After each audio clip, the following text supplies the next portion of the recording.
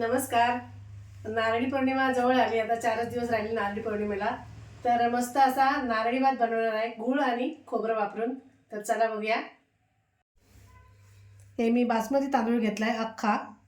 तर आम्ही आता 1 वाटी घेतलाय आणि 1 वाटीच्या प्रमाणातच आपण सगळं साहित्य असं घेणार आहे, ह्या वाटीच्या प्रमाणाने. तर आता तांदूळ पहिला मी धुवून घेते.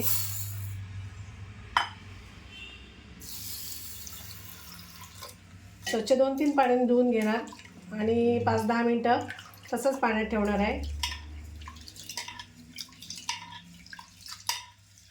पाण्यात ठेवल्यामुळे जरा भात ना असा मोठा मोठा होतो. आता मी 3 पाण्याने धुवून घेतला आहे स्वच्छ असा. आता थोडा वेळ पाणी ओतून मी ठेवणार आहे 10 मिनटासाठी. मी हे थोडेसे ड्रायफ्रूट घेतलेत, ते आता मी कापून घेते बारीक बारीक. तुम्हाला हवे तेवढे तुम्ही टाका. हां, भरपूर असेल तर भरपूर पण टाकू शकतो.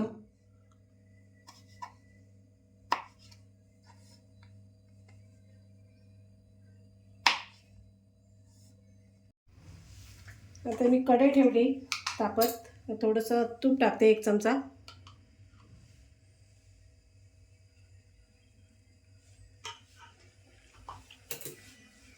हा, आपण करतोय तर पारंपरिक आहे ना. हो हो, गुळ आणि ओलं खोबरं वापरून.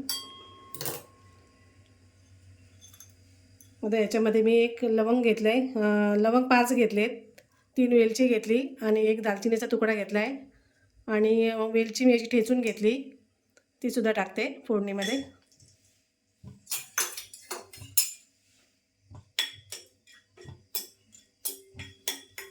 तांदूळसुद्धा मी गाळून घेतला आहे. तर आता ह्यातच आपल्याला ना परतून घ्यायचा आहे तांदूळसुद्धा.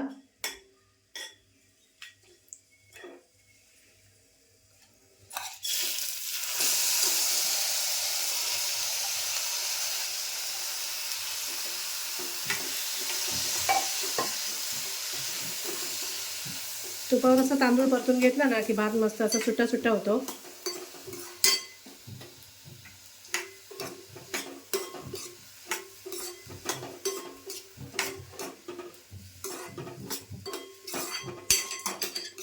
छान असा परतून घ्यायचा.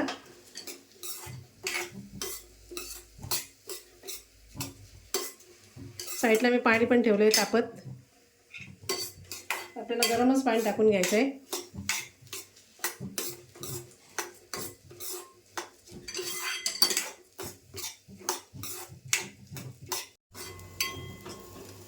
तांदूळ असे परतून झालेत आणि पाणीसुद्धा तापलं आहे. तर मी तांदूळ ज्या वाटीने घेतले ना त्याच वाटीने मी 2 वाट्या पाणी घेतलं आहे आणि हे चांगलं तापलं आहे पाणी.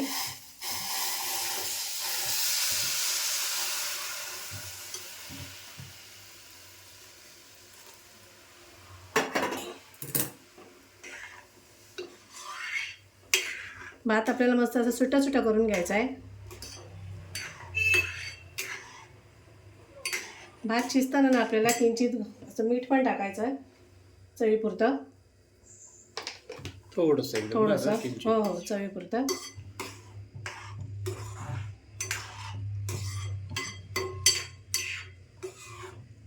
आता भातामध्ये म्हणा ना मी थोडंसं फूड कलर टाकणार आहे, येलो फूड कलर. तर तुम्ही याच्या बदली तुम्ही केशर टाकलं तरी चालेल किंवा हळद पावडर टाकली तरी सुद्धा चालेल. ऑप्शनल आहे. हो हो, थोडासा किंचित 1 चिमटी. तुम्हाला लाल कलर हवा असेल तुम्ही लाल टाका. ऑरेंज रेड पण टाकू शकता. एकदम चिमटीभर नाही वापरला तरी चालेल. हळद टाकली तरी चालेल.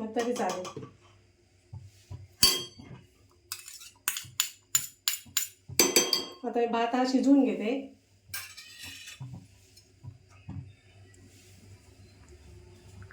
आता भात शिजतोय तोपर्यंत भातावर झाकण ठेवते आणि गॅस कमी करून भात आपल्याला शिजवून घ्यायचा आहे. आणि तोपर्यंत आता गूळ आणि खोबरं मी कापून घेते. तर मी 1 वाटी खोबरं घेतलं आहे, म्हणजे अर्धा नारळ आहे, त्यातला मी 1 वाटी किसून घेणार आहे.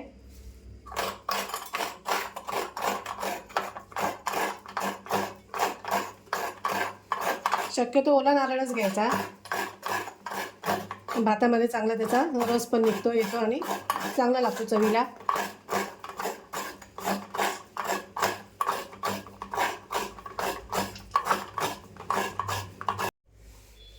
आता गूळ पण कापून घेते, असा खोबरं पण किसून घेतलं आहे.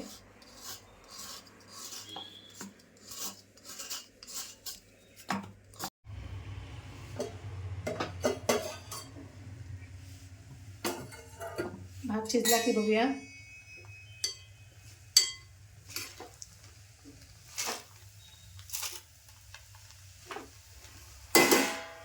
भात सुट्टा सुट्टा झाला आहे मस्त आणि शिजला आहे पण. भात पण शिजला आहे. आता गॅस बंद करते आणि आपला भात ना थंड करून घ्यायचा आहे. आता एका डिशमध्ये काढून घेते.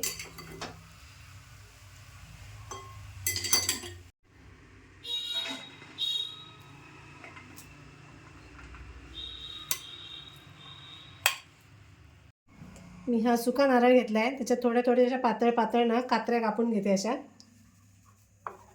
छान दिसतात ते, एकदम पातळ पातळ अशा कापून घ्यायच्या.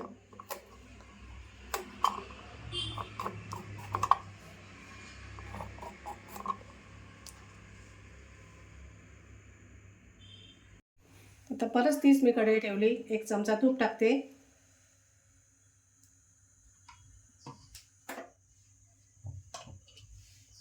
आणि आपल्याला ड्रायफ्रूट आहे ना थोडे थोडेसे असे परतून घ्यायचे.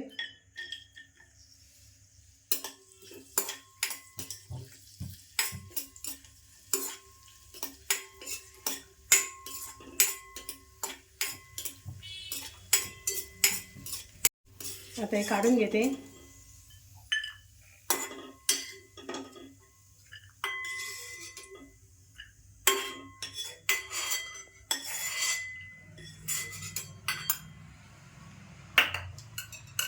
आणि याच तुपामध्ये आपल्याला गूळ घ्यायचा.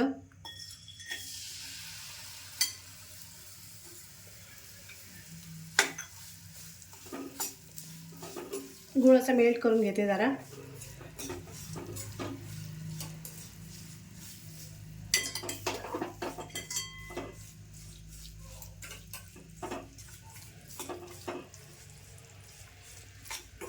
एक वाटी मी ओलं खोबरं किसून घेतलंय, ते सुद्धा आपल्याला या गुळाबरोबर टाकायचं आहे.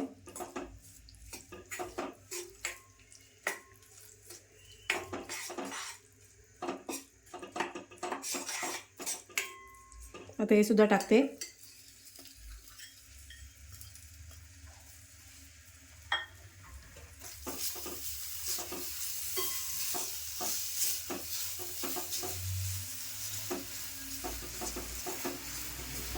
आणि हे सुद्धा आपल्याला टाकून घ्यायचं आहे.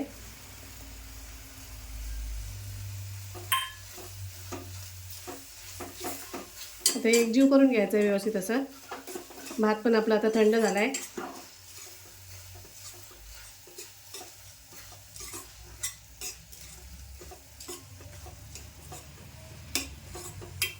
आता गूळ खोबरं पण मस्त असं एकजीव झालं आहे. आता आपल्याला भात घालून घ्यायचा आहे.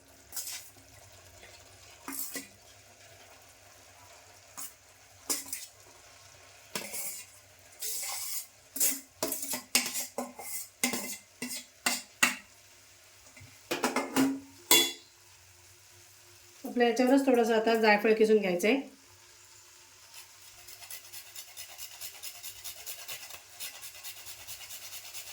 फ्रेश जायफळचा ना सुगंध मस्त येतो आणि टेस्ट पण छान येते.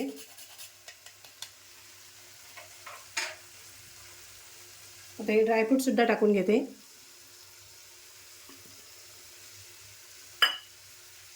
आणि भात ना आपल्याला असा काटा चमचा घेतला आहे मी, त्याने मस्त असं परतून घ्यायचा सावकाश हलक्या हाताने. नंतर मी गॅस पण बंद करते. अगोदर सगळं परतून घेते, एकजीव करून घेते.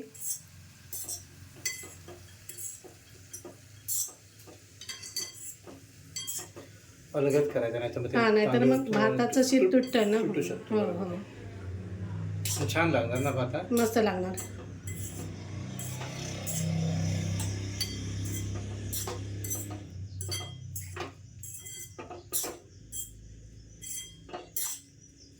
भात असा मस्त मिक्स झाला आहे. आता झाकण ठेवते आणि आता एक मस्त अशी ना वाफ काढून घेते भाताला. पुन्हा परत मी एकदा पुन्हा एकदा आता एकदम कमी गॅस ठेवला आहे. मस्त एक दणदणीत वाफ आली ना की मस्त भात असा सगळा एकजीव होतो आणि मग भात तयार होणार. बघूया आता भाताला वाफ आली काय. मस्त वाफ आली भाताला. असं भात मग नंतर ना असा एकत्र करून घ्यायचा. मग सगळं गूळ आणि भात मस्त असा एकजीव होतो. आता गॅस पण बंद करते.